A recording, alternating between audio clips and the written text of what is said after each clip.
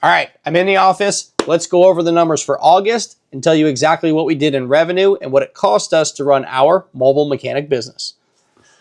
All right, so first things first, I will put up a few things on the screen, nothing personal, just all of our tech metric, but that's about it. So we had total ROs of 70 vehicles last month with a total of 122 and a half hours sold. That was $350 of an average per RO with a 63% profit margin on average for those ROs. That gave us a total gross sales of $24,513. Okay, so now what did that start to cost us? That cost me $5,097 in parts for customers' vehicles. It did cost me about another $200 to restock some of the stuff on the truck and grab a few small tools on things I lost and broke throughout the month. Now here's where it gets a little bit tricky too. It cost us $3,921 in technician labor. That's a little bit skewed for me every single month because I obviously have other duties incorporated with my company, but that comes into some other pay that we'll talk about here in a few minutes. But just remember that $3,921. So that leaves us with a gross profit of $15,494 for the month. All right, so out of that net, the gross profit of $15,494, how much does it actually cost us to run this? Let's break that down now. So we have fixed expenses. That's $5,800, right? Those fixed expenses, I'll tell you once again, truck, health insurance, I got a credit card, an AC machine, my gas, I've got QuickBooks, All Data, Auto Owners, which is my liability insurance. There's a shed out back that stores left overstock and everything. My truck insurance, the trailer insurance, the tools inside, my Snap-on bill, Identifix, TechMetric, and Starlink. There's a ton of stuff that I pay for every month, and that's $5,800 total. Those are all my fixed expenses. I got to pay that no matter what. So the next thing we have here is my wife's payroll.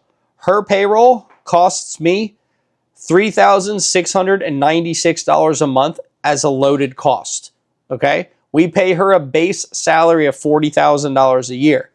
So if you were to do the math on that, 40 times or divided by 12, it's only $3,333. But the company has to pay more than that in order to pay her. We have to pay half of Social Security and Medicare.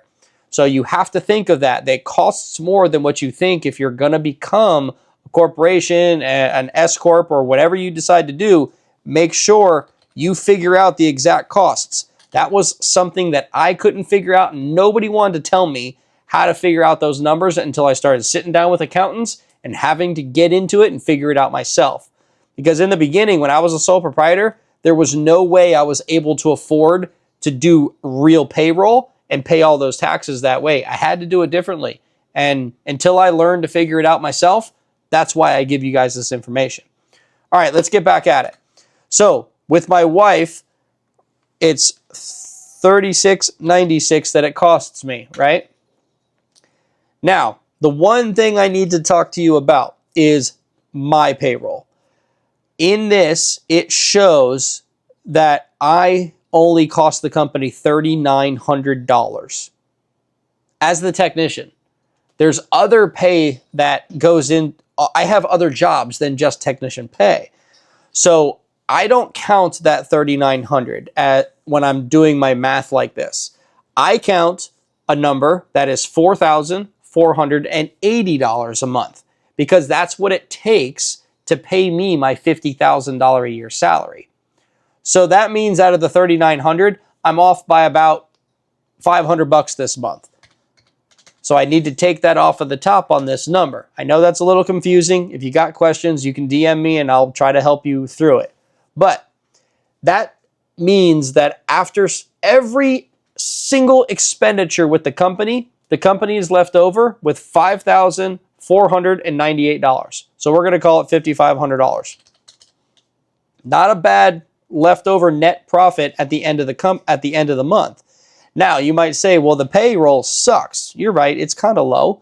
but it's a base salary because we take a distribution. Now, I take a 10% distribution out of the company every single month based on our gross revenue. We did $24,500. So that means I'm taking home $2,451 this month. That's going to be our extra paycheck that we take home.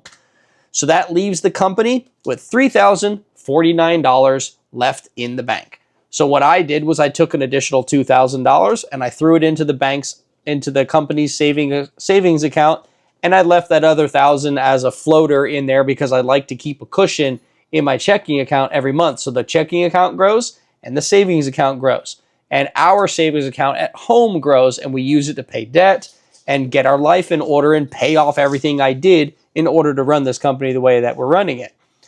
So those are our numbers. They're actually pretty good. And if you want, I'll break it down a little bit more. What we actually take home was the $2,451. We took home $811 4 times this month, which was my payroll. And then she took home, oh, I lost my calculator. $657 4 times. And then we took home the $2,451. So we took home $8,323 this month running the company, and the company got to keep about $3,000. So that's not bad. The company keeps a good amount, and we get to have a good amount. So there you have it. That is our month of August, and I hope that our months start growing a little bit more because we're kind of sitting stagnant around this 24,000 mark as we try to figure ourselves out on how we work together running the company, and we can raise that average per RO.